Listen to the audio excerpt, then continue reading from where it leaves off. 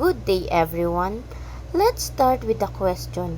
What if we live in the Philippines where Rizal's novels felt like ancient history?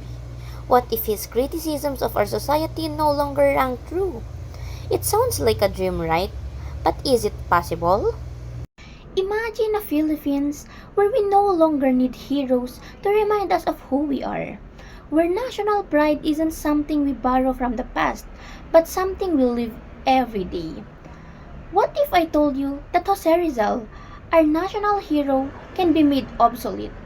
Not forgotten, not erased, but fulfilled.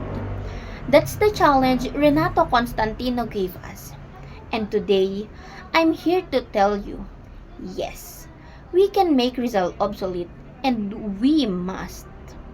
To make Rizal obsolete doesn't mean we stop honoring him. It means we stop depending on him. Constantino argues that Rizal has become a symbol of passive nationalism, someone we admire but rarely emulate. We've turned him into a statue, a textbook chapter, a holiday. But Rizal was never meant to be a monument. He was a movement, a thinker, a rebel. Constantino's point is clear. When we idolize Rizal without action, we turn him into a pacifier. We feel patriotic just by remembering him instead of continuing his fight. That's dangerous. It keeps us stuck in the past instead of pushing us forward. Look around. The problems Rizal wrote about, corruption, injustice, colonial mentality, they're still here. That means Rizal is still relevant. But relevant isn't the goal. Progress is. Let's look at some examples. Rizal condemned the Tulisanes in the towns and cities, the corrupt officials who exploited the people. Can we honestly say that corruption is no longer a problem in the Philippines today? Sadly, it persists. Rizal also lamented the lack of national unity and the tendency to prioritize foreign interests over our own. Are we truly independent?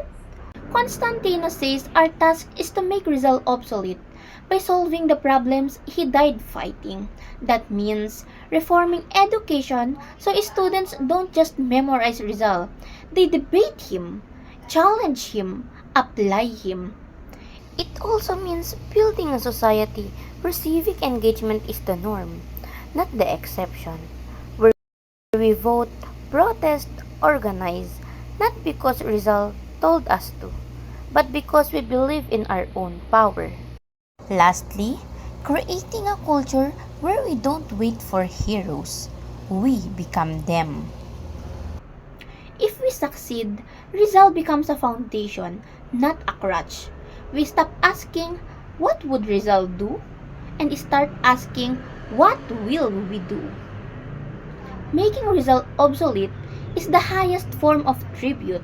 It means we've internalized his values so deeply that we no longer need reminders.